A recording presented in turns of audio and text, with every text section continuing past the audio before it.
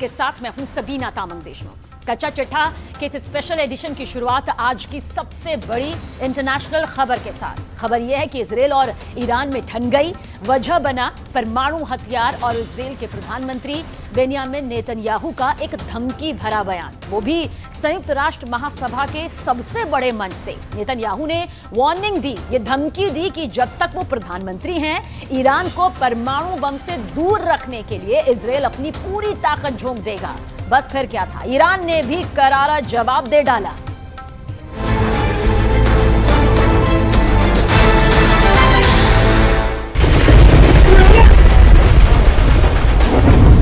Video number 1।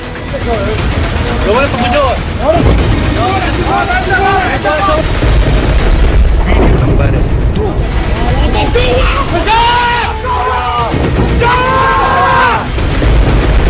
Video number 3।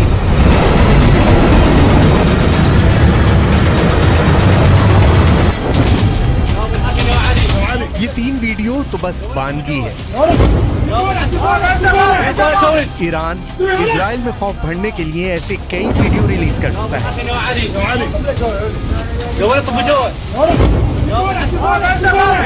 ये video Israel के लिए किसी चेतावनी से कम नहीं। ईरान ने इजराइल को खुली धमकी दे रखी है, अगर उसने ईरान के परमाणु ठिकानों की तरफ देखा तो उसके शहर तेल अवीव को तबाह कर दिया जाएगा।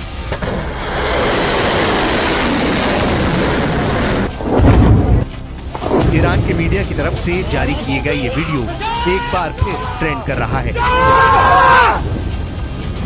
वीडियो में दिखाया गया है कि कैसे ईरान के मिसाइलों ने मोर्चा संभाल रखा है। ईरान की मीडिया के मुताबिक इन मिसाइलों के निशाने पर इजराइल का तेल अवीव शहर था। कहा गया कि अगर ईरान के परमाणु ठिकानों पर हमला हुआ तो इजराइल का शहर तेल अवीव मलबे में बदल जाएगा।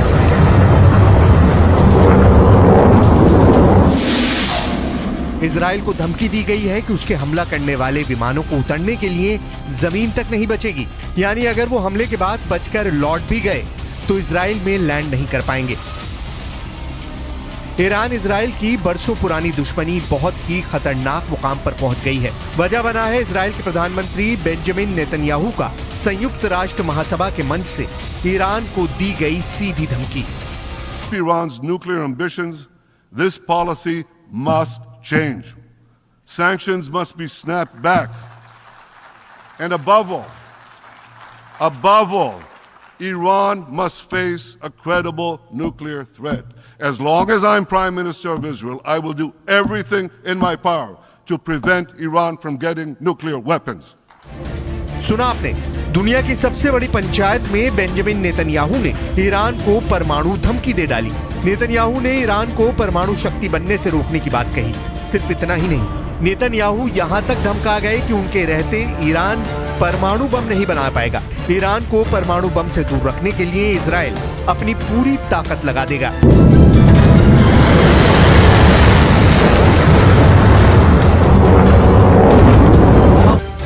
इजराइल की सैन्य शक्ति दुनिया से छिपी नहीं। इजराइल हर ओर दुश्मनों से घिरा हुआ है, फिर भी किसी की हिम्मत नहीं है कि उससे सीधा पंगा ले सके। इसके पीछे इजराइल की ताकतवर सेना है, इजराइल के घातक हथियार हैं, इजराइल के परमाणु हथियार हैं।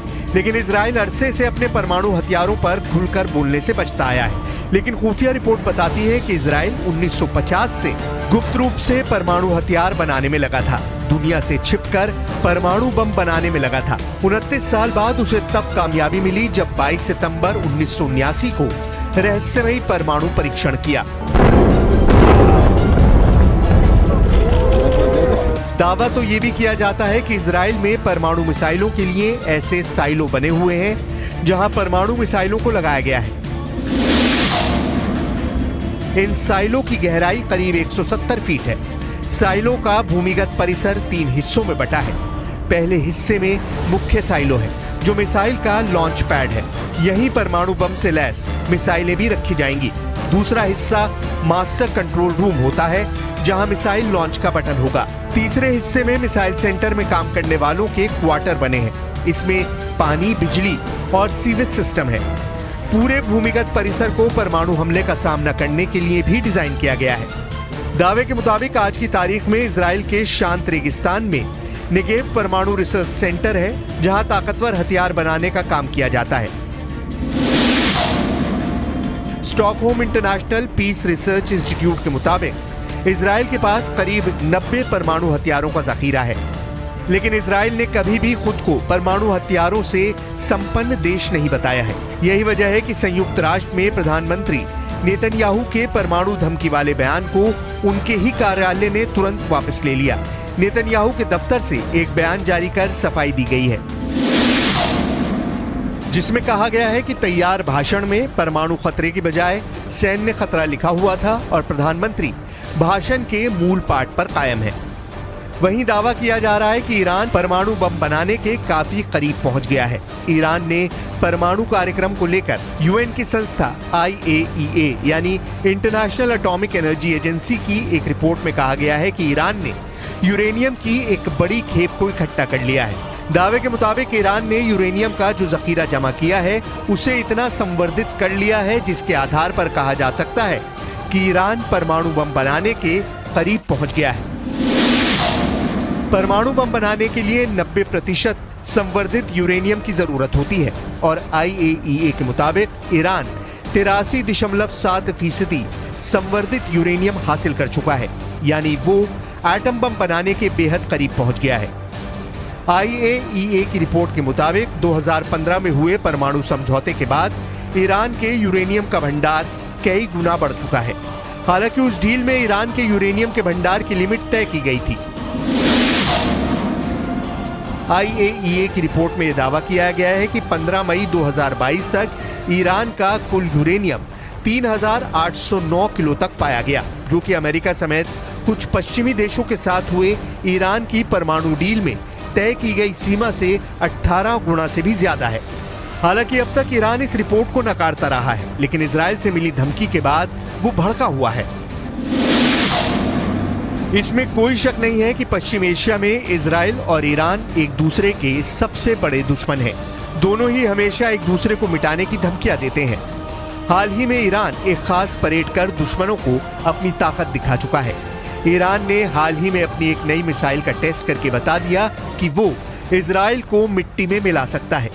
इससे आप ईरान के तेवर को समझ सकते हैं। ये ईरान की नई मिसाइल खुर्रम शहर 4 है, जो टेक्नोलॉजी के मामले में ईरान की बहुत ही खतरनाक मिसाइल मानी जा रही है।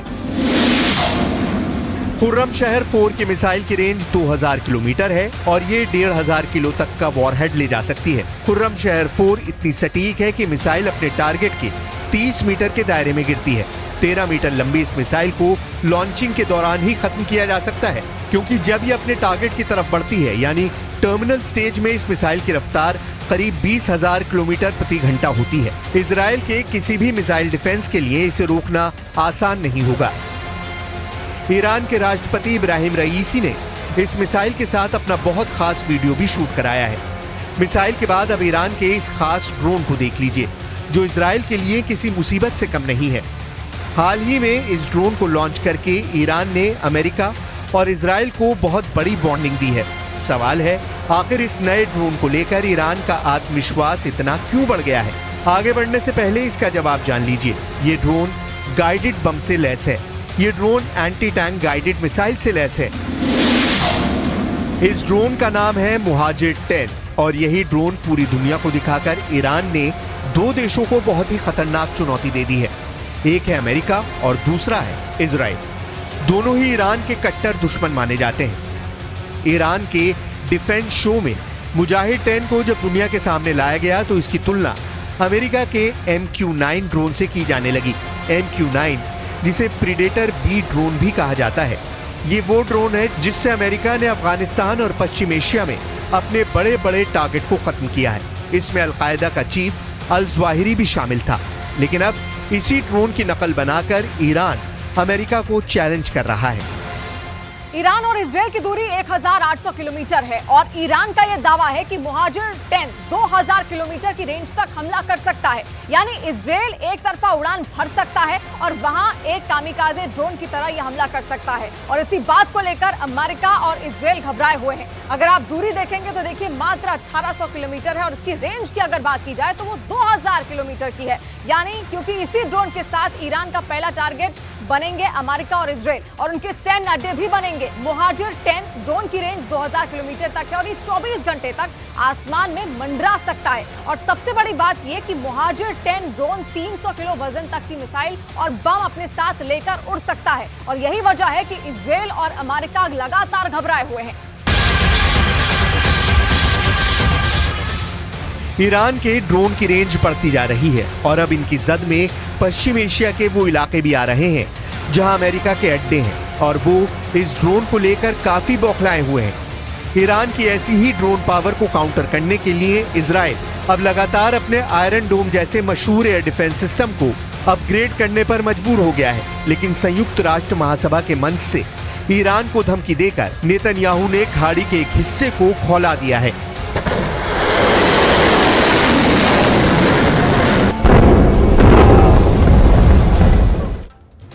पश्चिम एशिया युद्ध की आग में किसी भी वक्त यहां पर लग सकता है। भारत ने भी अपने दुश्मनों को ठिकाने लगाने की तैयारी कर ली और इसका एक वीडियो सेना ने बहुत ही सीक्रेट एयरबेस से सामने आया है। आपको ले चलते हैं तमिलनाडु के राजाली एयरबेस, जहां की तैयारी देखकर पाकिस्तान और चीन बहुत परेशान हो गए हैं।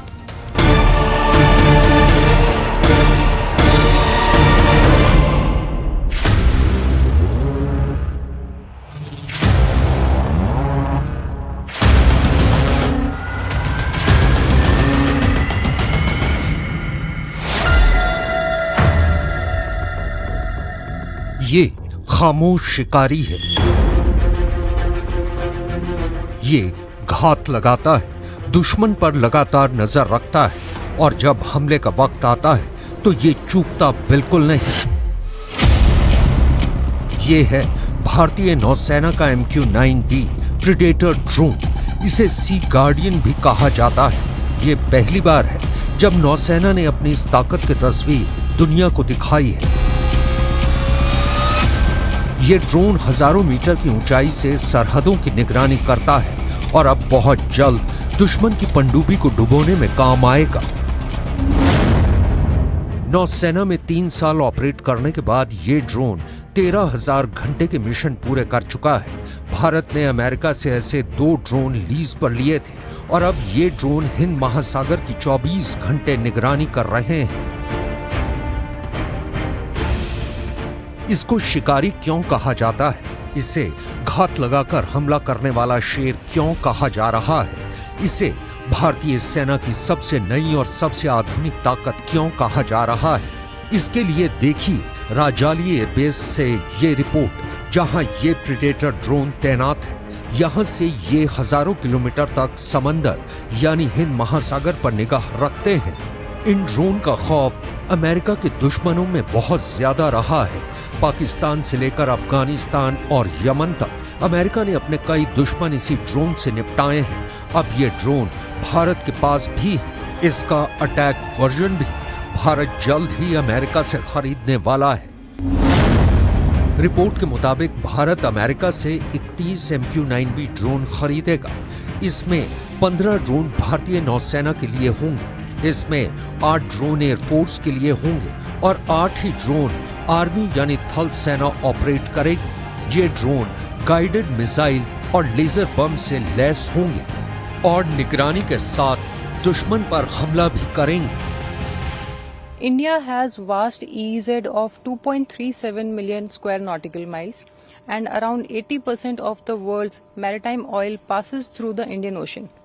Indian Navy has a need to ensure the safety and security of the EEZ while ensuring the lawful use of the high seas. 15 of these aircraft will provide the Indian Navy to cost effectively maintain a strict vigil over the areas. जब से भारत और America के बीच MQ-9B के attack version को लेकर बात हुई, 2 देश बहुत ज्यादा घबराए हुए हैं। जाहिर है इनका नाम है पाकिस्तान और चीन। इन दोनों मुल्कों में MQ-9B ड्रोन की ताकत पर बहस हो रही है। इससे बचने की तरकीब खोजी जा रही है। युद्ध के हालात में ये ड्रोन LOC के पार POK में भी अटैक करेगा। ये ड्रोन LAC के पास चीन के अड्डों को भी नहीं बख्शेगा और समंदर में ये चीन और पाकिस्तान के जंगी जहाजों और पनडुब्बियों पर हमले का पूरा माहौल तैयार कर देगा। ये ड्रोन अभी तमिलनाडु के राजाली एयरबेस पर तैनात किए गए हैं। आर्मी और एयरफोर्स के पास आने के बाद इन ड्रोन्स को उत्तर भारत और बाकी हिस्सों में भी तैनात किया जाएगा। ये ड्रोन हजारों किलोमीटर की रेंज में ऑपरेट कर सकते हैं और सबसे खास बात, अगर मिशन नाकाम होता है तो कंट्रोल रूम से इसे ऑपरेट कर रहा पायलट पूरी तरह सुरक्षित रहेगा। MQ-9B प्रेडेटर दुनिया का सबसे खतरनाक ड्रोन माना जाता है, इसमें कोई शक नहीं है। ये ड्रोन 8000 किलोमीटर की रेंज में 30 घंटे तक मंडरा सकता है। यानी कि देखिए, इसकी रेंज 8000 किलोमीटर है और 50,000 फीट तक की उड़ान भी भर सकता है। और ये 50,000 फीट तक अगर उड़ान भरेगा तो आप समझ सकते हैं कि किस तरीके से सब कुछ तहस नहस कर सकता है, एक बड़ी तबाही मचा सकता है। यानी 15,000 मीटर तक ये पहुंच सकता है और ये 2000 किलो तक के बम और मिसाइल भी ले जा सकता है। इसमें एंटी टैंक मिसाइल है और लेजर गाइडेड बम भी इसमें शामिल है। ये ड्रोन 450 किलोमीटर प्रति घंटे की रफ्तार से उड़ान भर सकता है और कम वजन इसका होगा तो रफ्तार और ज्यादा तेज होगी। यानी देखिए कितना खतरनाक ये हो सकता है और यही बातें इसको और ज्यादा बेहद खास बनाती हैं। इसमें हाई डेफिनेशन कैमरा भी लगा हुआ है जो जमीन हो या फिर समंदर की सतह, उसकी निगरानी आराम से कर सकता है और वीडियो कमांड सेंटर तक ये भेज सकता है ताकि दुश्मन को पहचाना जा सके। और अब नौसेना के पास जो ड्रोन है उसे एंटी सबमरीन वॉरफेयर में इस्तेमाल किया जाएगा और ये इसका निगरानी करने वाला वर्जन सी गार्डियन ड्रोन है और इसमें ऐसा सिस्टम लगाया जाएगा जो पनडुब्बियों को ट्रैक कर सके। नौसेना के लिए जो MQ-9B ड्रोन है उसमें जल्द ही सोनार वाला सिस्टम लगाया जाएगा, जिससे ये ड्रोन समंदर की सतह के नीचे पनडुब्बियों को भी ट्रैक करेगा। जब दुश्मन की पनडुब्बी हिंद महासागर में भारत के इलाके के आसपास भी मंडराने की कोशिश करेगी तो ये ड्रोन उसका पता बहुत आराम से लगा लेगा। इसके लिए इस ड्रोन में सोनोबॉय वाला सिस्टम लगा होगा जो समंदर में सोनोबॉय लॉन्च करेगा।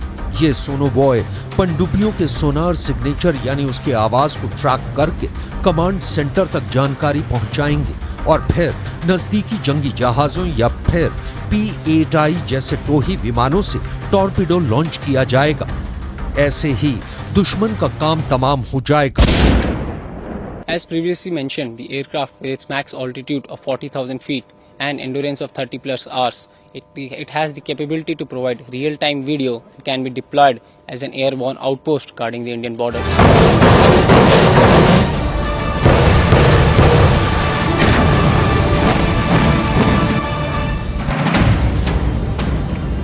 एक तरह से चीन को समंदर में सैनिटाइज करने की तैयारी पूरी हो चुकी है। अब सोच रहे होंगे कि कमरों को सैनिटाइज किया जा सकता है, घरों को सैनिटाइज किया जा सकता है, एक मोहल्ले को सैनिटाइज किया जा सकता है, लेकिन समंदर कैसे सैनिटाइज होगा वो भी चीन से। इसे समझने के लिए इस मैप पर जरा गौर कीजिएगा।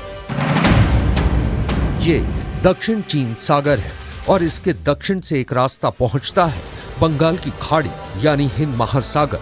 अगर चीन की नौसेना भारत पर अटैक करना चाहेगी तो वो इसी रास्ते का इस्तेमाल करेगी, जिसे मलक्का स्ट्रेट कहा जाता है।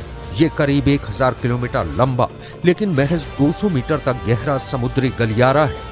ट्रेड रूट की वजह से ये चीन की लाइफलाइन भी कहा जाता है, लेकिन इसके एग्जिट पॉइंट यानी जहां से गलियारा हिंद महासागर में खुलता है वहां भारतीय नौसेना का बहुत बड़ा पहरा हमेशा लगा रहता है। भारत को चीन को यहीं पर रोकना होगा और अगर ऐसा हुआ तो चीन का गेम खत्म हो जाएगा।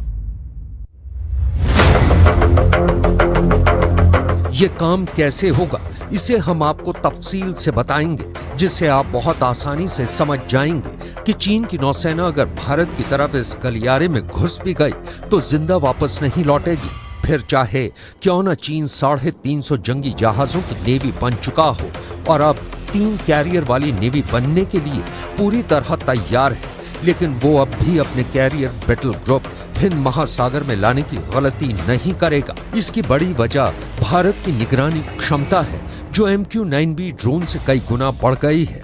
सवाल है कि क्या चीन अपने कैरियर बैटल ग्रुप लेकर भारत के इलाके में दाखिल होने की हिम्मत करेगा?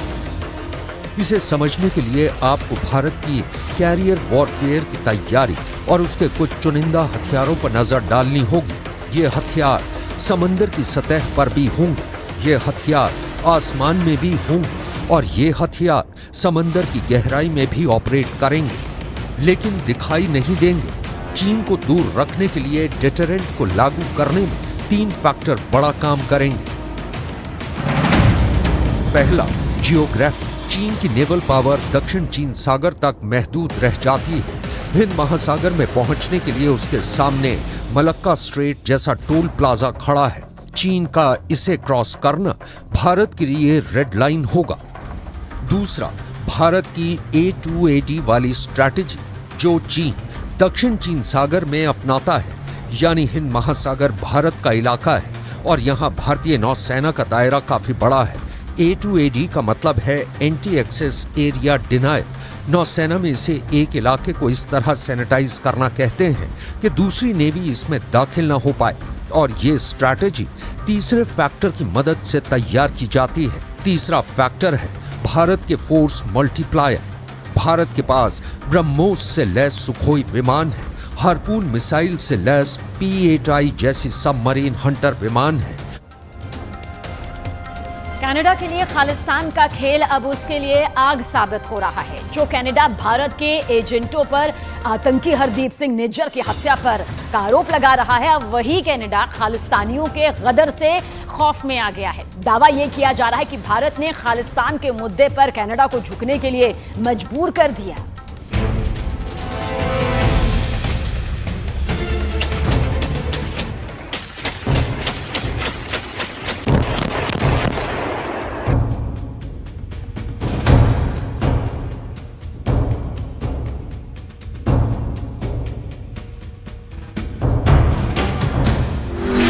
झुकेगा कनाडा, झुकाने वाला आ गया।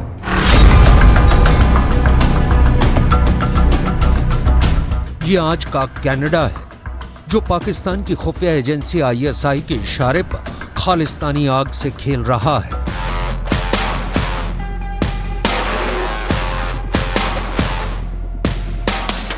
ये आज का कनाडा है, जो भारत को खालिस्तानी आग में जलाने की साजिश रच रहा है। कनाडा में भारत का तिरंगा झंडा जलाया जा रहा है।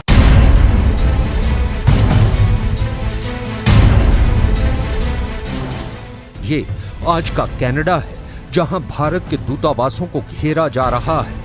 हिंदुओं को कनाडा छोड़ने की धमकियां दी जा रही हैं।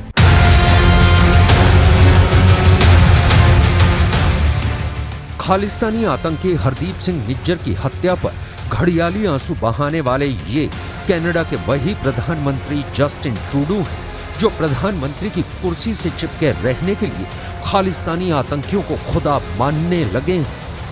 Over the past number of weeks, Canadian security agencies have been actively pursuing credible allegations of a potential link between agents of the government of India and the killing of a Canadian citizen, Hardeep Singh Nijjar. Khalistan को हथियार बनाकर Canada ने बहुत बड़ी गलती कर दी है। खालिस्तान के नाम पर मुट्ठी भर सिरफिरों के चक्कर में ट्रूडो ने अपनी मिट्टी पलीत करा ली है। जस्टिन ट्रूडो का खालिस्तानी खेल अब पाकिस्तानी साजिश से जुड़ता जा रहा है। खबर तो यहां तक आने लगी है कि पाकिस्तानी खुफिया एजेंसी ISI के इशारे पर खालिस्तानी आतंकी हरदीप सिंह निज्जर की हत्या की गई। अब आप जरा ये देखिए कि कैसे एक आतंकी की हत्या को कनाडा के प्रधानमंत्री ने भारत के खिलाफ खालिस्तानी हथियार बनाने की कोशिश की है। ISI की खालिस्तानी साजिश, कनाडा बना पाकिस्तान।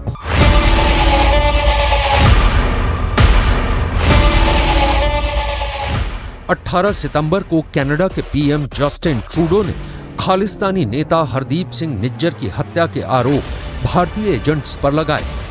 20 सितंबर को खालिस्तानी नेता गुरपतवंत सिंह पन्नू ने हिंदुओं को कनाडा छोड़ने की धमकी दी। 25 सितंबर को खालिस्तानी समर्थकों ने वैंकूवर में भारतीय दूतावास के सामने तिरंगे को फाड़ दिया। लेकिन जिस तरह से भारत सरकार ने कनाडा के प्रधानमंत्री के खालिस्तानी बयान पर पलटवार किया है, उससे खालिस्तानी आतंकियों के साथ साथ कनाडा भी बौखला गया है। यूएन जनरल असेंबली में भारत के विदेश मंत्री एस जयशंकर के संबोधन के बाद कनाडा की तरफ से भी बयान आया है। एस जयशंकर ने 26 सितंबर को संयुक्त राष्ट्र महासभा के 78वें सत्र को संबोधित किया था। इस दौरान उन्होंने आतंकवाद के मुद्दे पर नाम लिए बिना ही कनाडा और वहां के प्रधानमंत्री जस्टिन ट्रूडो को संदेश दे दिया था, जिसके बाद इसी मंच से यूएन में कनाडा के स्थायी प्रतिनिधि बॉब रे की प्रतिक्रिया सामने आई है। बॉब रे के मुताबिक विदेशी हस्तक्षेप के कारण उनके देश का लोकतंत्र खतरे में है। बॉब रे ने यह भी कहा, हम राजनीतिक लाभ के लिए द्विपक्षीय संबंधों के नियमों को तोड़ मरोड़ नहीं सकते हैं। कनाडा में विदेशी हस्तक्षेप के विभिन्न माध्यमों से लोकतंत्र किस हद तक खतरे में है। बॉब रे ने यह भी कहा, कनाडा राजनीतिक लाभ के लिए झुकेगा नहीं।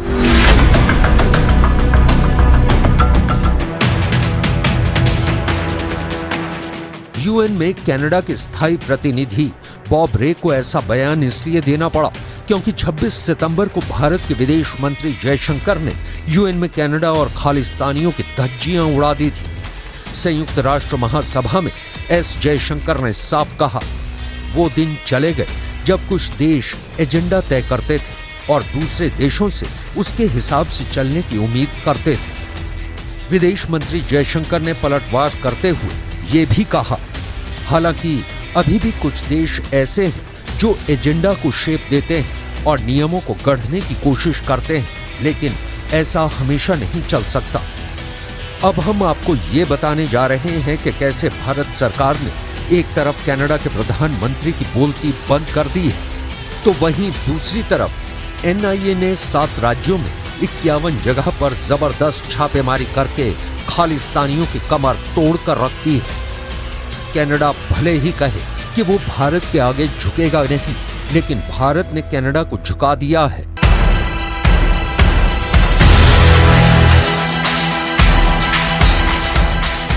खालिस्तानी आतंकी हरदीप सिंह निज्जर की हत्या पर बोलते हुए विदेश मंत्री डॉक्टर एस जयशंकर ने साफ कहा है कि कनाडा ने कुछ भी स्पेसिफिक जानकारी शेयर नहीं की है।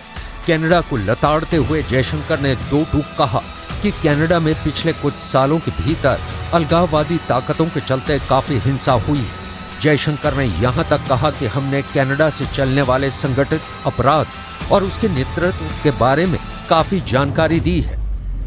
प्रत्यर्पण की कई रिक्वेस्ट भी पेंडिंग है। कई आतंकवादी नेताओं की भी पहचान हुई है, लेकिन खालिस्तानी आतंकियों के वोट बैंक के लालच में कनाडा आंखें मूंदे बैठा है। Actually has seen a lot of organized crime, relating to, the secessionist forces, organized crime, violence, extremism. They're all very, very deeply mixed up. जब से भारत ने कनाडा के नागरिकों के लिए वीजा सेवा को निलंबित किया है, कनाडा में कोहराम मच गया है। खालिस्तानी आतंकियों और उनके रिश्तेदारों को अब हिंदुस्तान की बहुत याद आने लगी है। हालात ये हो गए हैं कि जो खालिस्तानी आतंकी कनाडा में खुलेआम बेखौफ दहाड़े मारते हुए भारत के खिलाफ जहर उगल रहे थे, वो भारत के एक्शन के बाद से भारत के दूतावासों के बाहर बहुत कम संख्या में विरोध प्रदर्शन कर रहे हैं। आतंकी पन्नू भले ही हिंदुओं को कनाडा से भगाने की धमकी दे रहा हो, लेकिन हकीकत में भारत ने खालिस्तानियों की अकल ठिकाने लगा दी है। इधर भारत के अंदर 7 राज्यों में एनआईए ने 50 जगहों पर जबरदस्त छापेमारी खालिस्तानियों की संपत्तियों पर की है, जिससे कनाडा में कोहराम मचा हुआ है। आतंकी और गैंगस्टर गठजोड़ के खिलाफ एनआईए की ये बड़ी कार्रवाई 7 राज्यों में चल रही है। पंजाब के मोगा, भटिंडा और फिरोजपुर में एनआईए ने ताबड़तोड़ छापे मारे हैं, जबकि राजस्थान के 13 जिलों में भी एनआईए की रेड चल रही है। हनुमानगढ़, झुंझुनू, गंगानगर, जोधपुर सहित राजस्थान के 13 शहरों में एनआईए की रेड से हड़कंप मचा हुआ है। मैं बिल्कुल सहमत हूँ जयशंकर से। उन्होंने साफ तौर पे कनाडा को एक किस्म से शीशा दिखा दिया, आईना दिखा दिया है और साफ तौर पे कहा कि पॉलिटिकल गेन्स को मद्देनज़र रखते हुए आप टेररिज्म को प्रमोट नहीं कर सकते। उन्होंने बड़े साफ शब्दों में कहा है कि हमने कनाडा को हर प्रकार से इन्फॉर्मेशन दी है, एक्स्ट्राडिशन रिक्वेस्ट किए हैं, लेकिन उसको कनाडा हमेशा ही नज़रअंदाज करता रहा है और अभी समय आ गया कि हम इसको एक्सेप्ट नहीं कर सकते। हमारे देश की सॉवरेनिटी और इंटीग्रिटी का ताल्लुक है और जो हमारे देश के लिए खतरा है, जो हमारे देश के डिप्लोमेट्स को के लिए खतरा है, जो हमारी एम्बेसीज के लिए खतरा है और हमारे क्या कहते हैं कौंसल्स के लिए खतरा है, हमारे हिंदुस्तान के लोगों के लिए खतरा है, हम उसको कैसे एक्सेप्ट कर सकते हैं।